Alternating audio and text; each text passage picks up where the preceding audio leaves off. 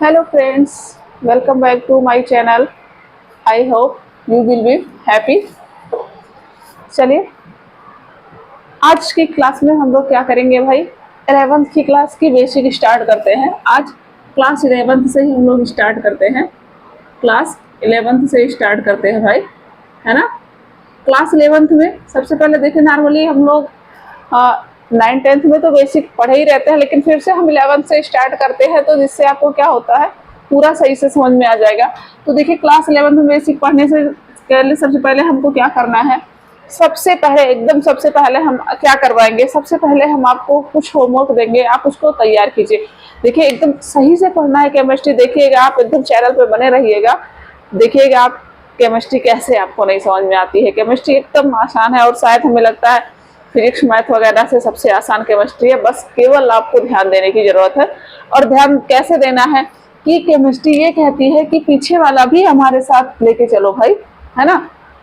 Chemistry में पीछे वाला भी याद रहेगा तभी आगे वाला समझ में आएगा। अर्थात आप इसको क्या करेंगे, सीरियल वाइज पढ़ते रहेंगे और पीछे वाला भी रिवाइज करते रहेंगे। जैसे आगे चलेंगे कह रहे पीछे वाला छोड़ो, पीछे वाला छोड़ दिए तो क्या होगा, आगे वाला फिर आपको समझ नहीं आएगा। इसलिए आप पीछे वाला भी और आगे वाला सब पढ़ते रहेंगे, पीछे वाला याद रखेंगे, आगे वाला पढ़ते रहेंगे, तो आपको बहुत अच्छे से समझ में आएगा, है ना। चलिए ठीक है, तो जल्दी जल्दी से भाई हमारे चैनल को लाइक शेयर और सब्सक्राइब कर दीजिए, है ना। चलिए हम लोग पढ़ते हैं 11th केमिस्ट्री। 11th में केमिस्ट्री पढ़ने से पहले सबसे पहले आपको क्या करना है, सबसे पहले जो 9th के बच्चे करते हैं, आपको कुछ तत्व होते हैं, हम स्टार्टिंग से यहीं से सीखते हैं केमिस्ट्री। कुछ तत्व होते हैं, कुछ तत्वों में जैसे केवल हम इतना कह रहे हैं 1 to 30। आज बेसिक है, स्टार्टिंग हो रहा है हमारा केमिस्ट्री का, बेसिक स्टार्ट हो रहा है। और ये किसका है, क्लास 11th का है। और ये क्लास 11th वाले ही नहीं, इसको कोई भी पढ़ सकता है, चाहे वो कंपटीशन वाले होंगे, वनडे एग्जाम वाले होंगे, या नीट जी की तैयारी करने वाले होंगे, या फिर क्या बोलते हैं बीएससी वाले भी, क्योंकि उनको भी बेसिक जानना जरूरी। कह रहे हैं हम तो बीएससी एमएससी कर लिए, सब भूल गए बेसिक। हाँ तो बेसिक ही तो एग्जाम में पूछा जाता है। वनडे एग्जाम है, उसमें कोई कंपटीशन है, कोई भी है, तो उसमें बेसिक ही तो पूछा जाता है। आपका वो डिटेल में एमएससी वाली क्या बोलते हैं मैकेनिज्म में तो पूछी नहीं जाएगी, है ना। वो तो बेसिक ही पूछा जाएगा, तो सब लोग पढ़ सकते हैं, है ना, चाहे वो कंपटीशन वाले होंगे चाहे एकेडमिक होंगे, ठीक है। तो 11th क्लास में जैसे बेसिक में हम सबसे पहले क्या करेंगे, हम कहेंगे कि जो हमारे एलिमेंट्स होते हैं, हाइड्रोजन से लेकर जिंक तक, हाइड्रोजन टू जिंक, मतलब कि 1 से लेकर 30 तक, समझ रहे ना मेरी बात भाई। 1 से लेकर 30 तक परमाणु क्रमांक, संकेत का नाम और सॉरी तत्व का नाम और संकेत याद रखेंगे। समझ रहे ना मेरी बात, इतना याद कर लेंगे तो बाकी आगे हम लोग पढ़ते हैं कैसे पढ़ेंगे। चलिए ठीक है, हम बता दे रहे हैं कैसे कैसे आपको याद करना है। जैसे आप लिखेंगे हाइड्रोजन, इसका एटॉमिक नंबर 1 होता है, चाहे आपसे सीरियल से लिख लीजिए। हाइड्रोजन, इसका नाम भी लिखेंगे हाइड्रोजन, ये भी याद होना चाहिए। इसका सिंबल H, दूसरा हीलियम, है ना, इसका सिंबल क्या होता है He, हीलियम इसका नाम होता है। तीसरा क्या होता है लिथियम, है ना, इसका नाम लिथियम होता है, सिंबल Li होता है। चौथा क्या है भाई बेरेलियम, बेरेलियम, इसका सिंबल V होता है। अगला क्या है भाई पांचवा बोरान, फिर छठवां कार्बन, सातवां नाइट्रोजन,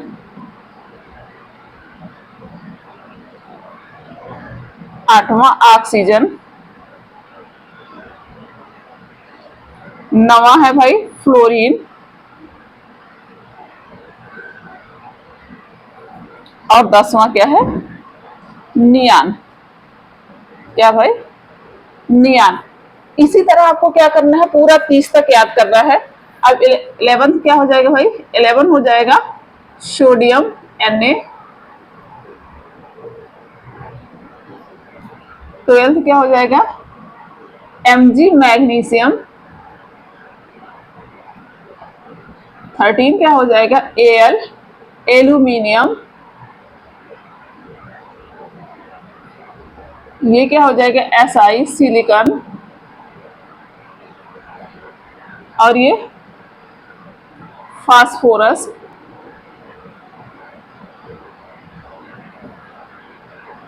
सल्फर, क्लोरीन। समझ रहे ना मेरी बात भाई? समझ में आ रहा ना? बस केवल ये लिखे 18 आर्गन, 19 पोटेशियम और 20 कैल्शियम, 21 Sc है स्कैंडियम, और आगे इधर लिख दे रहा है भाई 22 Ti है टाइटेनियम, 23 V है वैनेडियम, 24 Cr है क्रोमियम, 25 Mn है मैग्नीज, 26 Fe है फेरस, 27 कोबाल्ट, निकेल, कॉपर, और 30 क्या है भाई? जिंक। बस यही इतना कह रहे हैं हम आपको याद करने के लिए। समझ रहे ना मेरी बात भाई? बस यही इतना आप याद रखेंगे। देखिए इतना याद रखेंगे, फिर हम आपको यहीं से स्टार्ट करते हैं, देखते हैं आपको केमिस्ट्री कैसे नहीं समझ में आती है। आपको लगे कि हाँ केमिस्ट्री तो बहुत ही आसान है। केमिस्ट्री देखिए, केमिस्ट्री का भी व्यवहार एकदम अपने व्यवहार की तरह लेके चलिए, जैसे हम कैसे रहते हैं, कैसे क्या करते हैं, कैसे अपने दोस्तों से बात करते हैं, कैसे उनके साथ बिहेवियर करते हैं, कैसे अपने घर में क्या करते हैं, सेम वही चीज केमिस्ट्री है। समझ रहे हैं ना? तो आप व्यवहारिक में लेके आइए, देखिए केमिस्ट्री आपको कैसे नहीं समझ में आती है, एकदम आसानी से समझ में आएगी केमिस्ट्री। तो और एक काम करना है आपको, इतना लिखने के बाद जो आपका 24 है क्रोमियम है ना, ये इधर जगह नहीं है भाई, हम थोड़ा सा छोटा सा लिख के आपको इसके आगे है ना, क्रोमियम, और ये 29 है कॉपर, क्रोमियम और कॉपर। क्या करना है भाई? क्रोमियम और कॉपर, इनके आगे आपको स्टार लगा लेना है। इनके आगे क्या करना है भाई? स्टार लगा लेना है। करे इनको स्टार मिल गया है तो जाहिर सी बात कुछ ना कुछ इसमें खासियत जरूर होगी, है ना भाई? समझ रहे हैं ना मेरी बात? अगर इसमें क्या है स्टार लग गया है तो जाहिर सी बात कुछ ना कुछ खासियत जरूर होगी। कुछ लोग कह रहे हैं एक ही स्टार तो मिला है, अरे है तो स्टार, और सबके पास कोई स्टार नहीं, इनके पास एक ही स्टार है, यही बहुत है ना? ये इसलिए स्टार लगा है क्योंकि ये जो है ये दोनों अपवाद की श्रेणी में आते हैं। अभी हम लोग कुछ इनका इलेक्ट्रॉनिक विन्यास वगैरह पढ़ेंगे, आप बहू ने एक नियम दिया था तो वहां देखेंगे कि ये दोनों लोग क्या करते हैं, उनके नियम का पालन नहीं करते हैं, मतलब शरारती टाइप के हैं, है ना? उनके नियम का पालन नहीं करते हैं, तो जो नियम का पालन नहीं करते उसको हम क्या कहते हैं? अपवाद बोलते हैं ना, एक्सेप्शन। एक्सेप्शन मतलब कि जो रूल जिसके लिए बनाया गया हो वो उस रूल को फॉलो ना करे। समझ रहे हैं ना मेरी बात? उस रूल को फॉलो ना करे तो उसे हम क्या बोलेंगे? यही तो बोलेंगे कि ये क्या है? एक्सेप्शनल है, मतलब कि ये उस रूल का फॉलो नहीं करता। चलिए ठीक है, तो फटाफट हम इसको याद कर लेंगे। क्या याद कर लेंगे? हाइड्रोजन परमाणु क्रमांक 1, हीलियम 2 परमाणु क्रमांक, लिथियम 3 परमाणु क्रमांक, beryllium 4, boron 5, carbon 6, nitrogen 7, oxygen 8 और फ्लोरीन 9, नियॉन 10। 11th किसका है भाई? सोडियम है, और 12 magnesium, 13 aluminium, 14 silicon, 15 phosphorus, 16 sulphur, 17 chlorine, 18 argon, 19 potassium, 20 calcium, 21 scandium, 22 titanium, 23 vanadium, 24 chromium, 25 manganese, 26 iron, 27 cobalt, 28 nickel, 29 copper और 30 जिंक। आपको इतना याद करना है। वैसे जहां तक हमें उम्मीद है ये यहाँ तक आपने 9th क्लास में ही याद कर लिया होगा। समझ रहे हैं ना? 9th में स्टार्टिंग में सिखाया था तो बच्चे को बता दिया था भैया ये आज का होमवर्क है, इसको पढ़ के आना। सपोज दैट आपको नहीं याद है, हम मान रहे हैं सपोज दैट, ऐसा भी हो सकता है कि आपने याद किया हो भूल गया हो, और ऐसा भी हो कि हम जरूरत नहीं पड़ी हमने इसलिए इसको पढ़ा नहीं, है ना? जरूरत तो पड़ी ही होगी लेकिन अपने शायद में भी पढ़ा ना हो, क्योंकि कुछ लोग का मन भी नहीं करता ज्यादा पढ़ने का, है ना? और कुछ लोग केमिस्ट्री के नाम में सुन के भागते हैं। तो केमिस्ट्री का नाम सुन के नहीं भागेंगे, अगर ये पूरा हम विश्वास आपको 100% विश्वास दिलाते हैं। अगर आप क्या करेंगे, आप लगातार बने रहेंगे चैनल पर, लगातार आप क्लास नहीं मिस कर रहे हैं, क्लास लेते रहेंगे, तो 100% है, आपको मैं गारंटी लेती हूँ, आपको केमिस्ट्री बहुत आसानी से समझ में आ जाएगी। और आपको लगेगा ही नहीं कि हाँ ये वही केमिस्ट्री पढ़ रहे थे क्या, जो हम क्या बोलते हैं समझ में नहीं आती थी, आज तो एकदम आसान हो गई है। समझ रहे हैं ना मेरी बात। चलिए, तो आज का ये होमवर्क है। आज आप लोग क्या करेंगे, यहाँ से 30 तक पूरा याद करके आएंगे। तो हम क्या करेंगे, सबसे पहले इन लोगों को इनका हम इलेक्ट्रॉनिक विन्यास समझाएंगे। सबसे पहला काम यह है, मिलता तो देर में है लेकिन हम सबसे पहले थोड़ा सा इलेक्ट्रॉनिक विन्यास समझाएंगे, उसके बाद सारा काम करेंगे। सब लोग से थोड़ा सा अलग पढ़ेंगे तभी तो हमको अच्छे से समझ में आएगा ना, मेरी बात समझ रहे हैं ना। सबसे पहले ये नहीं कि हाँ चलिए रट लेते हैं, परमाणु किसे कहते हैं, अणु किसे कहते हैं और ये क्या होता है, हमको डिफिनेशन रटने की जरूरत नहीं। अगर आप रटोगे तो पक्का समझ में नहीं आएगा, है ना। रटने की जरूरत नहीं है, आपको समझने की जरूरत है। सबसे पहले हम जो आप उसे कह रहे हैं, आप क्या करेंगे, यहाँ तक पूरा याद कर लेंगे। सपोज दैट आपको इकट्ठे नहीं याद हो रहा, कोई बात नहीं है, 2-3 दिन में तो याद हो जाएगा। 5-5 तो याद कर ही सकते हैं, तो 5-5 याद करेंगे तब भी 6 दिन में याद हो जाएगा, है ना। 6 दिन 7 दिन 1 हफ्ता ले लेंगे, कोई दिक्कत नहीं है।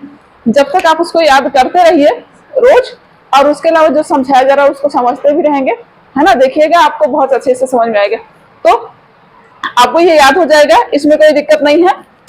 किसी को कोई दिक्कत है भाई? चलिए आगे थोड़ा सा समझाया जाए कैसे हम क्या करेंगे, तो चलिए चलते हैं आगे। इसको आप लोग नोट कर लेंगे, स्क्रीनशॉट ले सकते हैं। वैसे आप लोग के बुक में होगी, सपोज दैट आपको नहीं मिल रहा है तो आप स्क्रीनशॉट कर सकते हैं इसको, है ना। चलिए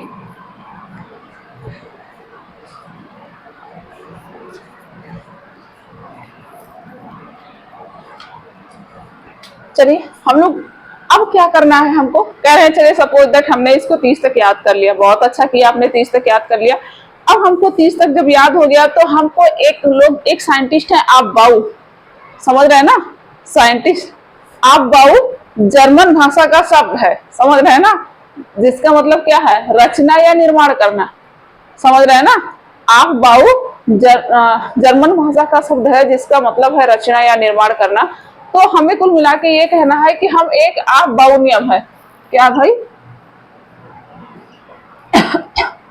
आप बाउ प्रिंसिपल,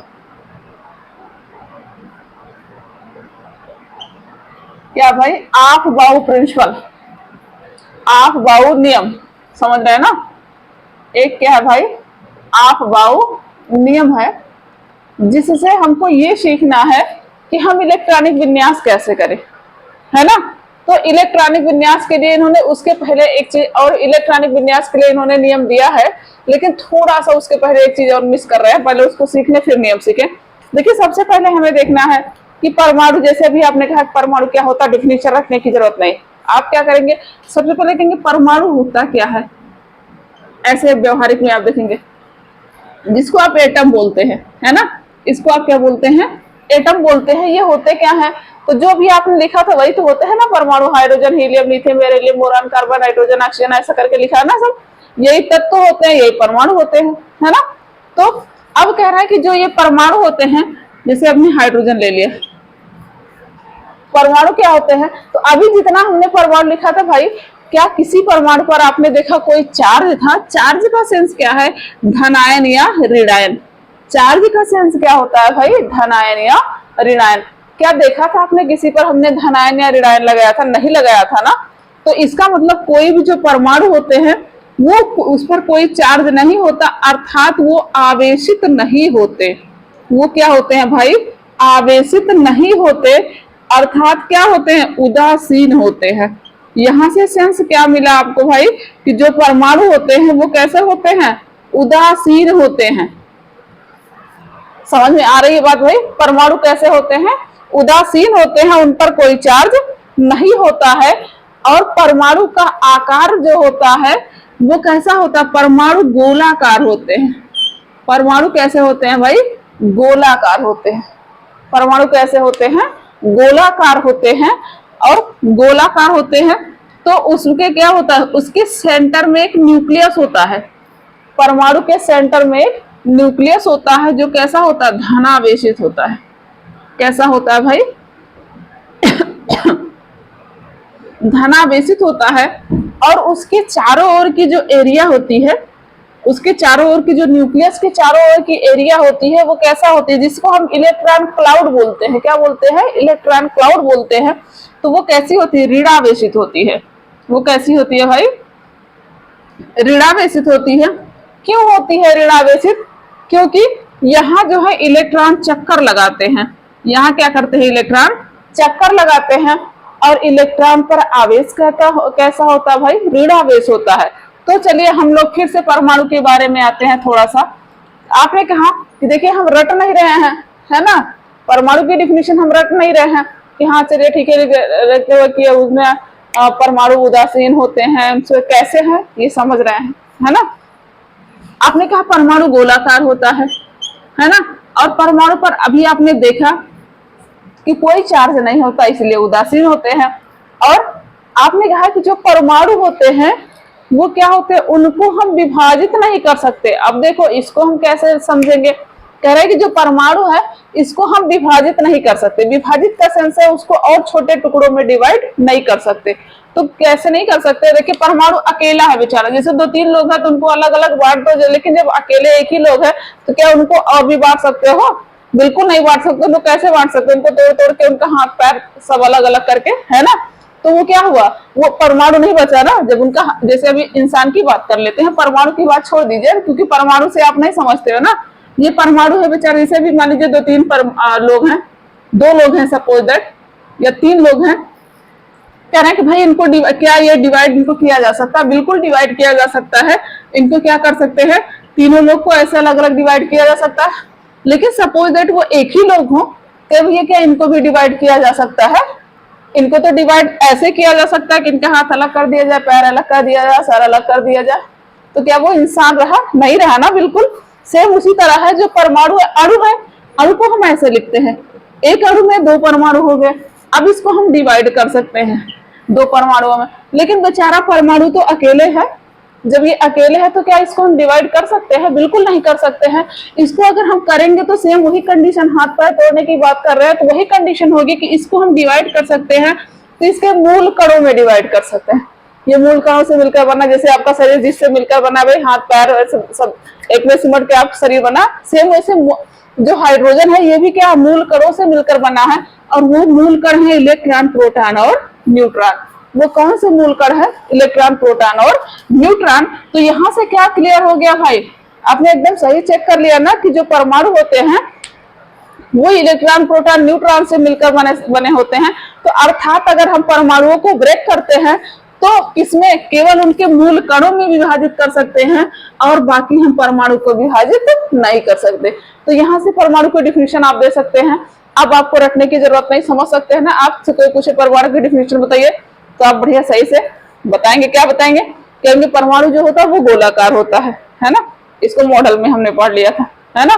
उसके बाद फिर आपने कहा कि परमाणु जो होता है वो उदासीन होता है क्योंकि उस पर कोई चार्ज नहीं होता है।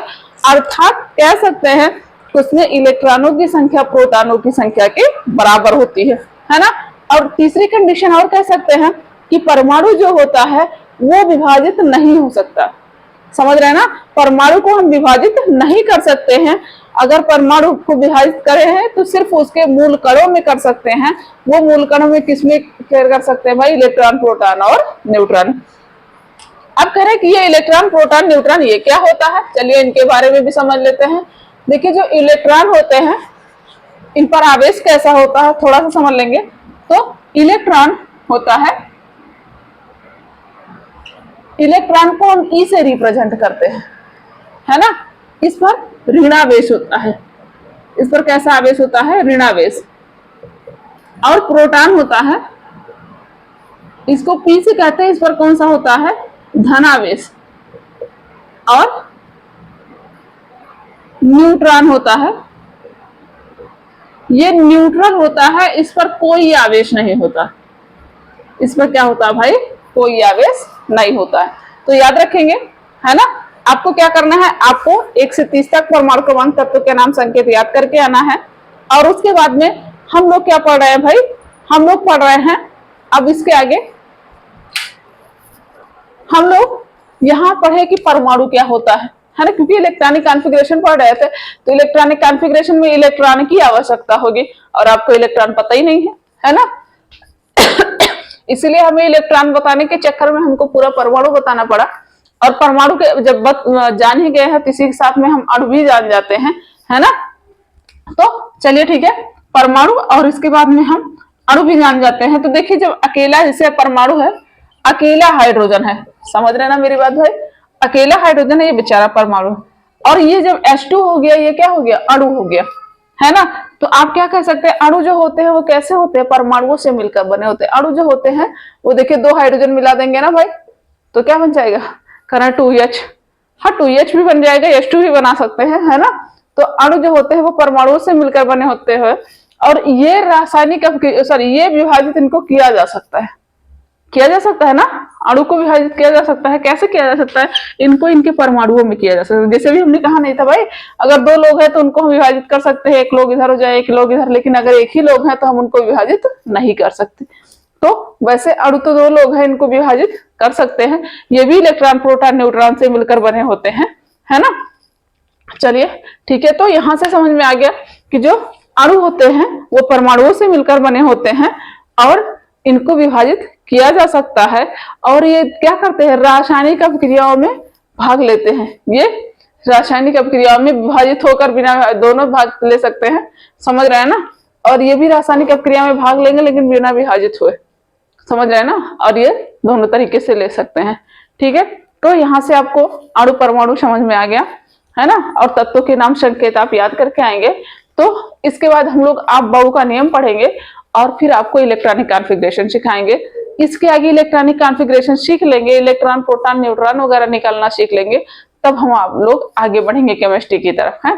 जब तक के लिए क्या करेंगे, धन्यवाद। और आप लोग क्या करेंगे, ऐसे ही आप चैनल पर बने रहेंगे और अपनी वीडियो लगातार देखते रहेंगे और चैनल को ज्यादा से ज्यादा शेयर और सब्सक्राइब करते रहेंगे, जिससे आपको क्या होगा, जिससे और भी आपके दोस्त वगैरह जो भी हैं वो लोग भी देखते रहेंगे और उनको भी जो केमिस्ट्री की प्रॉब्लम है वो क्या हो जाएगी, सॉल्व हो जाएगी और उनको भी कोई दिक्कत नहीं होगी।